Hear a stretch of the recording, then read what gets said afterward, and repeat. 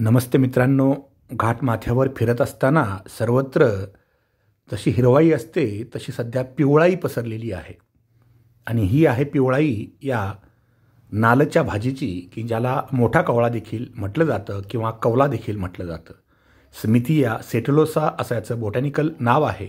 याच्या भरपूर स्पेसीज आहेत आणि ही एक रानभाजी आहे. खास करून याच्या पानांची भाजी बनवली जाते.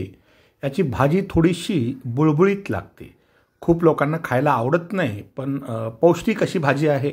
अगदी काही महिना 2 महिने मिळणारी भाजी आहे. त्यामुळे रानभाजीचा निश्चितपणे आपण आनंद घेऊ शकता. बऱ्याच वेळा गुरांना चारा म्हणून सुद्धा या वनस्पतीचा वापर केला जातो. याच्यामध्ये निळ्या फुलाची सुद्धा एक जात आहे. त्याचबरोबर अगदी सेन्सिटिव्ह अशी एक जात असते, स्पेसीज आहे, की ज्याला स्पर्श केल्यानंतर लाजाळूसारखी वागते. तर ही भाजी घाटावरती सर्वत्र मिळते. आपण बघू शकता, अगदी पूर्ण सर्वत्र फुललेली आहे.